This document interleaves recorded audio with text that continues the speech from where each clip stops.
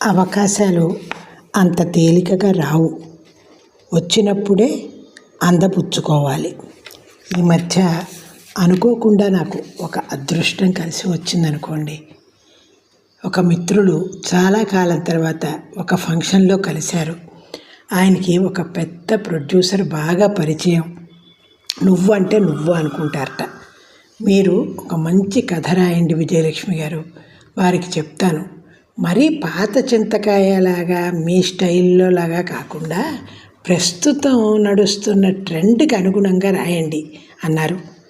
స్వర్ణావకాశం direct entry ఆలోచించి ఒక కథ తయారు చేశాను. హీరో మొదటి సన్నివేశంలో ఒక హత్య చేసేసి నెత్తురోడుతున్న కత్తితో ఒక పాడుబడ్డ ఇంట్లోకి వెళ్ళిపోతాడు. ఆ తర్వాత ఒక్కొక్కటిగా 10 హత్యలు చేస్తాడు. వెరైటీ ఆయుధాలతో హత్య చేయడం, పాడుబడ్డ ఇంట్లోకి వెళ్ళిపోవడం, మళ్ళీ బయటికి వచ్చి మరొక హత్య చేసి మళ్ళీ పాడుబడ్డ ఇంట్లోకి వెళ్ళిపోవడం. ఇంకా సేపట్లో సినిమా అయిపోతుంది అనగా సస్పెన్సు విడిపోతుంది. హీరో చక్కగా చదువుకుని పెద్ద ఉద్యోగం చేసుకుంటూ సుఖంగా ఉన్న సమయంలో అతనికి వివాహం అవుతుంది. అతని భార్య శాడిస్ట్.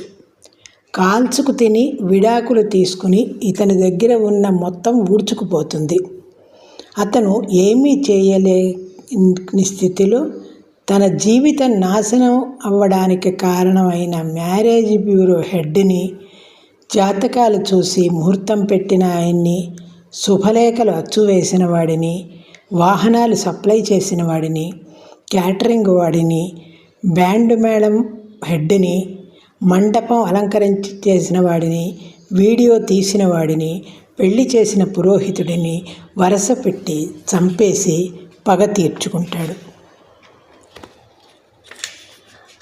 చివరాఖరున నీ భార్య చాలా మంచిదానిలాగా ఉందిరా, మీ జీవితం సాఫీగా సాగిపోతుంది అని చెప్పిన ప్రాణమిత్రుడిని హత్య చేసేసి తపస్సు చేసుకునేందుకు హిమాలయాలకి వెళ్ళిపోతాడు.